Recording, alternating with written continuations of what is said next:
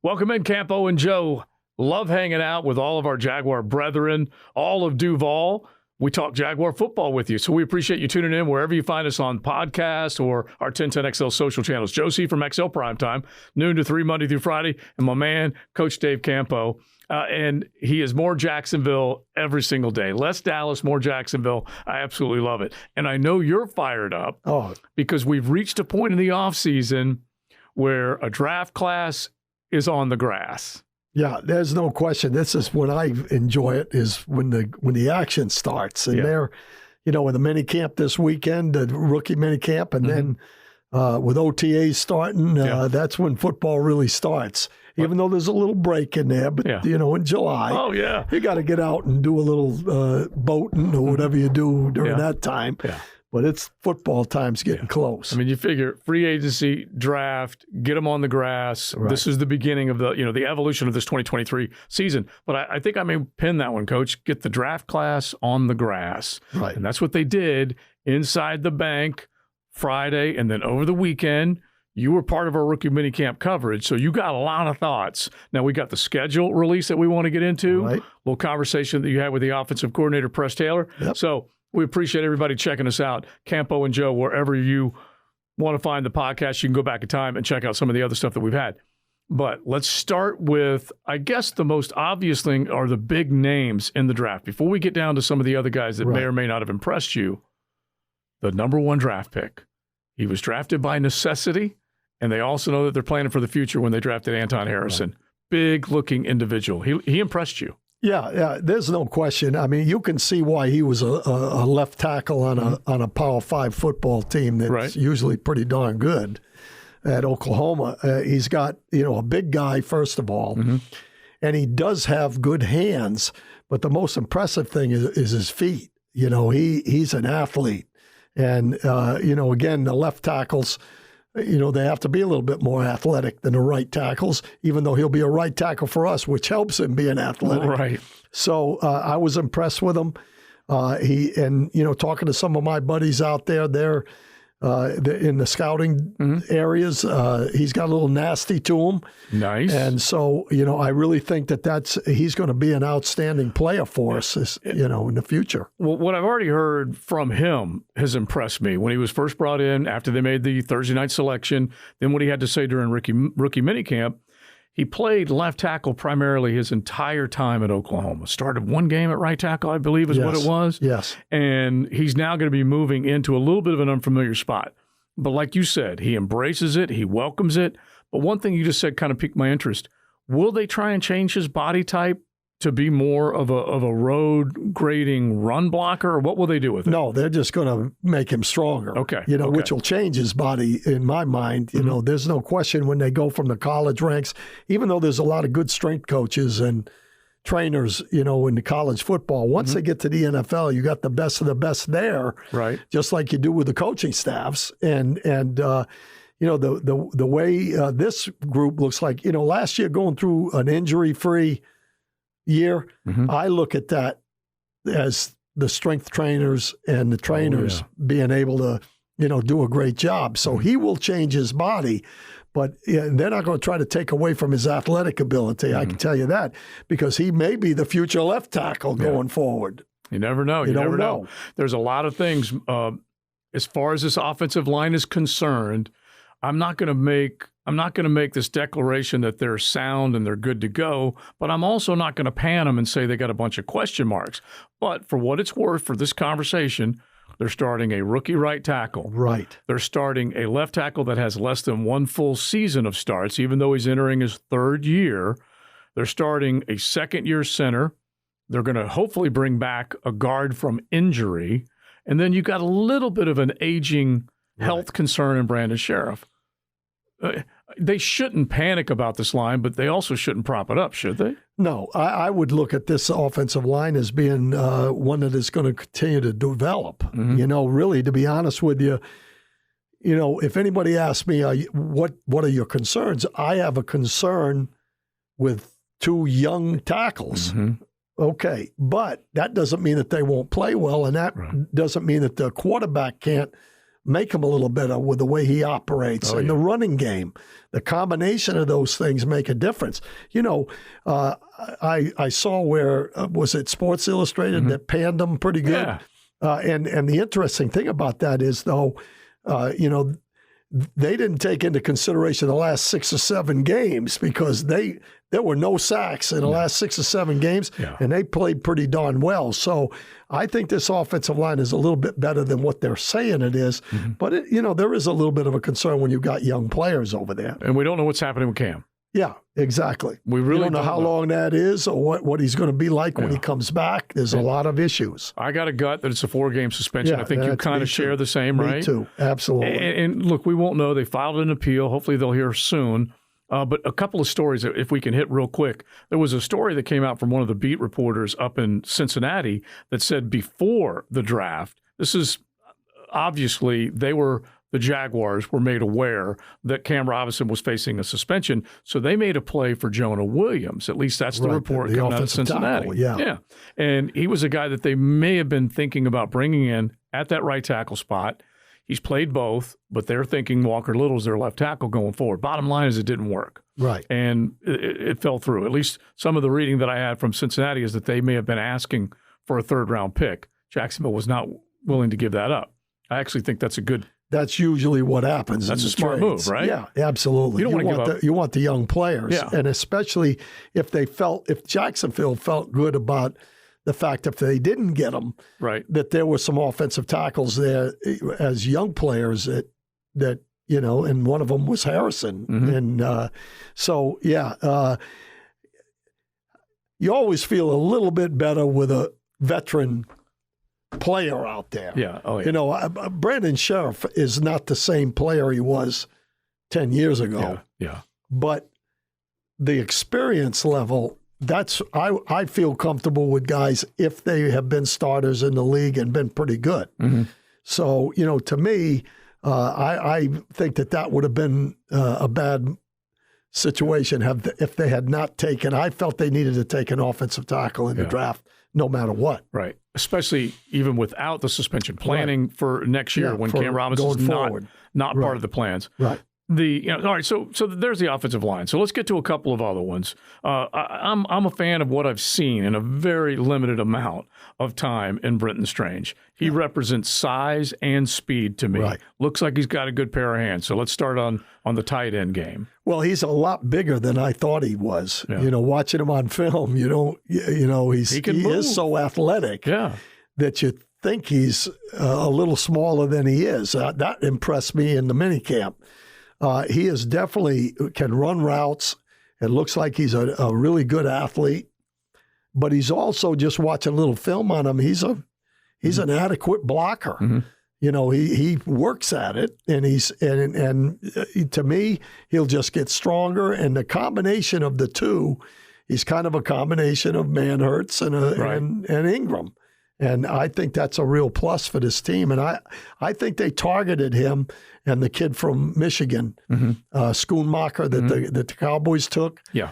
I think that those were the two guys. And talking to some people over there, I think they would have taken whichever one was available as well. So that bodes well to me, because other people are kind of saying the same thing to me. He's 6'4", 255 pounds in that neighborhood. He probably can maintain his speed, add a little bit of weight, but he does look like when they get into a 2 tight end formation, he can do hold his own. job Absolutely. and obviously release. Yeah, and I think the kid from Michigan was a little bit more like Jason Witten. Okay. You know, Jason Witten was a smart player that got open. Yeah.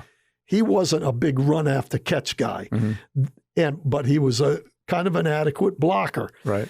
Schoonmaker, I think, was a better blocker and kind of an adequate receiver, whereas I think this guy's more of a receiver. All right, hitting the 3rd round, and I feel like it's pretty obvious what we saw the first couple of nights in the draft. Doug Peterson's vision offensively and giving Trevor every bit of weaponry that he could possibly use is the way they decided to go. And I like what I saw from Tank, and I know you definitely did. Well, from the minicamp, he was the one that impressed me probably more than any of them, just looking at him. Now, that doesn't mean that he impressed me as being the best player. Right. But just watching him, he's got burst. Mm-hmm. His reputation was he was in the top 5 size, top 5 speed, mm-hmm. and top 5 run after catch in the draft for backs. Mm-hmm. And he looks the part. I mean, he is a good looking guy. He's got pretty good burst in shorts, mm-hmm. And I really like the looks of him. If he's anything like that everybody says, you still got to get him in the pads and the blocks and all those kind of things. But he's a zone runner, mm-hmm. a one-cut runner, and pretty powerful. Thunder and lightning. I kind of like the thunder and lightning. Plus, you're keeping ETN from going 30 snaps a game, which is going to get him hurt probably, and it's shorten his career. So I think that was a good pick. I can't wait to see him once everything gets going. Yeah, you're keeping him fresh. He's checked in 6 feet, 210 pounds. Yeah. Looks like he's got, that burst like you're talking about. Right. Quick feet, can move, and can also get open and catch the ball. Right. I was super stoked about him as a War Eagle, an Auburn Tiger, going back a couple of years. Gus leaves. We all know that it didn't work with Brian Harsin. I don't know whether they misused him, but I'm kind of fired up to see what he looks like. Well, and I really think Bernie Parmalee, the offensive backfield coach, I've known Bernie all the way back to his son played for us at Kansas. Mm-hmm. He's a good football coach, and he's kind of like our guy Joe Brodsky that we had when he, I'm sure he wasn't the main reason they took him, but he signed off on it. Mm-hmm. And I think he knows a back when he sees one. And there's no doubt in my mind this kid's going to be pretty good. All right. I love it because we'll go over to the defensive side of the ball and we'll use those position coaches as probably maybe vouching for players. Right. Because I think Brinson Buckner might have been vouching for Tyler Lacey. Yeah. I'll admit it. July Joe was one of my first nicknames, but in May it's maybe anything can happen. I'm a positive guy, so are you, and I'll fall in love with these guys. I readily admit that. But he is another guy that carries size and speed with him. At least it looks that way. Well, they needed depth at the defensive line position, and he. The thing that kind of impressed me more than anything else with him was what Biedenbaugh, the coach out there, talked about him. Mm-hmm. Mm-hmm. Biedenbaugh's been around. Oh, my He's gosh, coached a lot of good players, in the D-line. When Lincoln Riley left, there was a movement to make sure that he stayed when Brent Venables came in. Absolutely. And I know him, and I've seen the guys he's coached. And what he says about the guy, if he's anything like that, that's a big addition because the thing I loved about this draft in total, I didn't know that they were going to pick 13 guys. But, me neither. But, you have to be as strong as your top 53, not just the top 22. Right. You have to have some guys in that backup position where not only does it protect you in a way with injury to your starters, but it also allows you to make some moves with guys if a guy is good enough as a backup player to get a lot of snaps. Lacey looks to me like a guy that has a chance because he's got good size. He can run. He's pretty physical on film. And you let us know that at the very least, based on what they did, keep him in all the draft picks. They said they tried to move up. Right. Balky was not successful. He said he talked to 15 teams. It didn't work. But it is an opportunity to create a younger roster, which makes it a more affordable roster. Right. And speedier. Yeah, faster. They want to get faster on defense. This is young guys. The more young guys you have, the better speed you've got. Okay, so let's get to the next guy, Ventrell Miller. I think he's fast, but he's coming off injury. Right. I think he's an instinctive player. I was a big fan of Ventrell Miller as a Florida Gator. I was not a fan of this selection. Right. Okay, because I think they have more needs, and using the first defensive player, first defensive choice comes in the 4th round, and it's I think in a room that's pretty full already. Anyway, that surprised me. Well, what did you see? They must have loved him. Yeah, because that's a big pick, and when I say it's a big pick, first of all, I believe you can't have enough football players. Yeah, and Ventrell Miller is a football player. Yes, you can say whatever you want. And I use the term Dewey. I'm hopeful that he's a better player than Dewey is, but You want some of those guys in a locker room. Yeah. And if they feel like he plays that way, you can't have enough linebackers because automatically, they had to have him graded decent like they had Muma. Mm-hmm. Muma wasn't a popular pick either, and he ended up playing quite a bit this year. Yeah, he did. So, again, it's one of those things where you want to improve your football team. It's just like when they took all those free agents and everybody said, well, they paid too much money, this and that.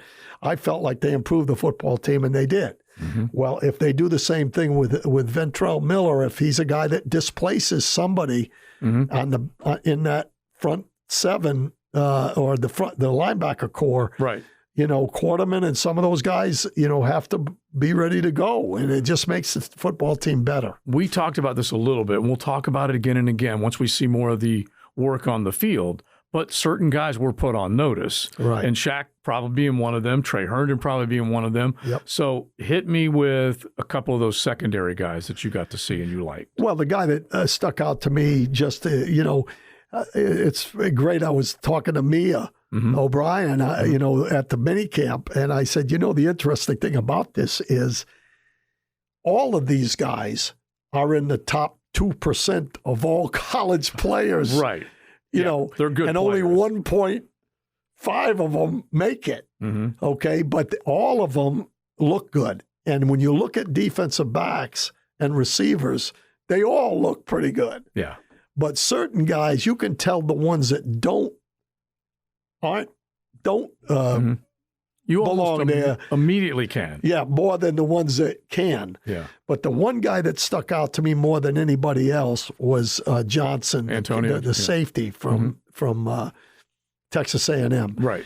And the reason I say that is I had a picture of him in my mind of being a box safety, and only being a replacement down the road for our strong safety. Rayshawn Jenkins. Yeah. But watching him, he's quick. He's more quick-twitched, meaning athletically, coming out of breaks and doing the kind of things that you do than I thought he would be. Okay. So that's what sticks out to me. And we had talked back on Tuesday. Was it? No, it was Thursday. Last Thursday. Yeah. About the fact that, you fit your team on the people you have to beat. Right. And one of them is Kansas City. Travis Kelce. And Kelce. Yeah. And I talked about the fact back in the day, even when it was more of a run league, we sometimes had 7 defensive backs on the field. And that's a middle linebacker that's a DB. Yeah. But the dime back, the nickel is the guy that covers the slot. The dime is a guy that you can bring in third down situations to cover the tight end. And maybe after watching him as far as his ability to move and change direction, maybe that's his role this year. And he's a little more of an upright guy. He's 6'2", 200 pounds. He could put some weight on him. Like you said, maybe a little bit quicker than you thought. Absolutely. And look, we're not going to dethrone, or anybody right now, but they know they've got to account for that. And Trey Herndon inside, whether he's drawing the tight end or he's drawing the slot, he wasn't as successful as they needed to be. I don't think that he's going to be a nickelback. Let me put it that way. Okay. I just don't think he's nifty enough. Yeah. But covering a tight end as compared to covering a guy that runs 4.3 out of the corner, he plays faster than his speed, because his speed isn't going to handle a guy going vertical if he gets into that situation too many times. Right. And, a slot I'm talking about that can go in any direction. But just the quickness part of it, I think, would make him a candidate to be around that line of scrimmage and get involved in some pass coverage down in there. All right, let's hit one of the other 48 draft picks before we're done, Coach, and then we'll get to the schedule. Yasir Abdullah, another guy that you think at least flashes some potential here. Well, I'm hoping that he's a poor man Hassan Reddick. Yeah. And watching him, he's thicker than I thought he was. He doesn't look like an edge guy. Let me put it that way, because he's 6'1" and he's not wide, and he's nailed to the ground. I mean, he's a big guy. Yeah. But I'll tell you, he's fast. Okay. There's no question that he can get off. Now, do you see? And this is again alignment, and we'll figure all this stuff out a little bit later on.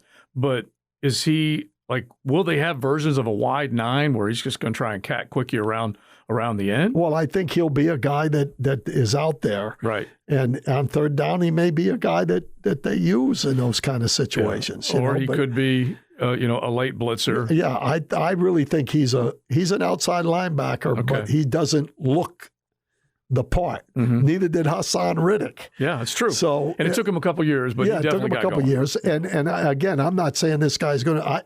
All I know is that when you got a guy at the line of scrimmage that runs 4.48, 4.47, he's got a chance to run around some people, and hopefully that will be his niche. All right. And I promise he'll be a special teams player. Yeah. You can't find big guys like that are physical that can run. I mean, that's good. I don't know whether this is an exact comparison. It probably isn't, because this is more of an edge guy. But Quincy Williams was a powder keg. He wanted to blow you up. Right. And he was about the same size. Yeah. He was fast, and he would sacrifice He wasn't as fast as this guy. Yeah, so this guy don't think. Wow, okay, all right, that's good. I like hearing that. All right, let's hit a couple of other ones. And you mentioned, before we get back to the offense, Christian Braswell was another guy that you liked. Well, Braswell's kind of stuck out a little bit. He's a guy that did pretty well at Rutgers, and he's a corner. Mm-hmm. I mean, he's a legit. Well, they finally drafted a corner. Yeah, he's a legit fast guy, but he's a developmental. It's going to take him a little time, I think, from what I saw of him. But he's got athletic ability. I mean, there's no question. Mm-hmm. Parker Washington. He was dealing with a little injury, but still was able to run through some drills. Yeah, I didn't see much of him, to be honest with you. I've heard more about him than anything else. I like what I see. Yeah, he's kind of a guy that can do kind of a bunch of different things. And I called him a poor man's Deebo Samuel. Got crushed on Twitter because he's not anywhere near as fast. Right. But still, that's the type of guy that. Yeah, he got open at Penn State. I'll say that for him. That's what Doug's looking for. Yeah. Just a plug-and-play guy. Yep, absolutely. All right, you ready to hit the schedule real quick? Sure. All right, so we look at these games, and we already did some of the schedule predictions around the building. And look, I'm fired up. Everyone's fired up. This is a much better football team at the end of last year than I think most people expected. Right. So now what happens? We heap extra expectations on them.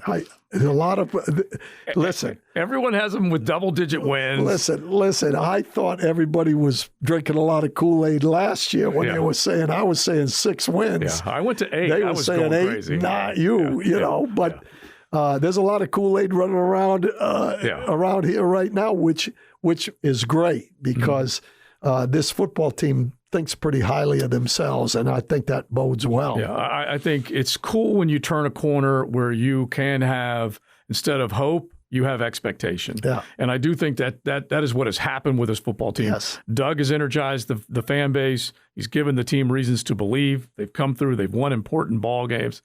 And so we'll see where they are. All right, so where's the first loss, Coach? You got Indy opening up on the road, Kansas City at home. That is a massive ball game. You catch them early, and then you got the Houston Texans, Atlanta Falcons, and Buffalo. Both of those games are in London. What's that first 5 games for you record-wise? Well, I think they're going to be 4-1. Okay, and I think Kansas City is. That's that L at home. They still have to prove that they can beat Kansas City. Yeah, they've already proved they can beat Buffalo. Okay. Right? So you have them 4-1. Yeah. So you and I are on the same page because I like Buffalo comes rolling into London that Thursday. They'll have to get body acclimated. Yep. They haven't done it in a while. Jacksonville will have been there. They will have their sea legs. They'll already have another dub beating the Falcons.